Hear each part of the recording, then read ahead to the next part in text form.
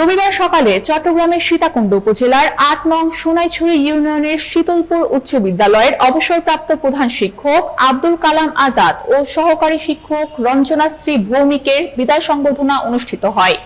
অনুষ্ঠানটির আয়োজন করেন বিদ্যালয়ের প্রাক্তন ছাত্রছাত্রী পরিষদ। সীতাকুণ্ড প্রতিনিধি মোহাম্মদ রমিজ আলী জানান, সংবর্ধনা অনুষ্ঠানটি শুরু হয় বিদ্যালয়ের মাঠ প্রাঙ্গণে। সভাপতিত্ব করেন প্রাক্তন ছাত্রছাত্রী পরিষদের সভাপতি বেলাল হোসেন। অনুষ্ঠানের সঞ্চালনা করেন সহসভাপতি সুমন দাস ও সাংগঠনিক সম্পাদক সালাউদ্দিন বদরুল গাইস চৌধুরী। সংবর্ধনার উদ্বোধন করেন বিদ্যালয় পরিচালনা পর্ষদের সভাপতি হাসান আল মাহমুদ। প্রধান অতিথি হিসাবে উপস্থিত ছিলেন বিশিষ্ট রাজনীতিবিদ, শিক্ষা অনুরাগী ও সমাজসেবক অধ্যাপক লায়ন মোহাম্মদ আসলাম চৌধুরী।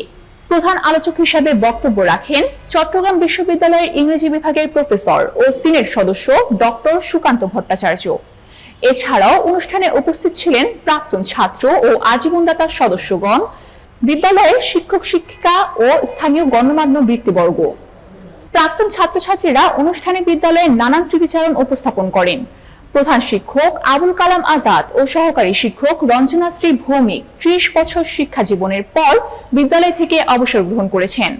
অনুষ্ঠান শেষে প্রিয় শিক্ষকদের হাতে বিভিন্ন ব্যাচের পক্ষ থেকে বিদায় সম্মাননা স্মারক প্রদান করা হয়।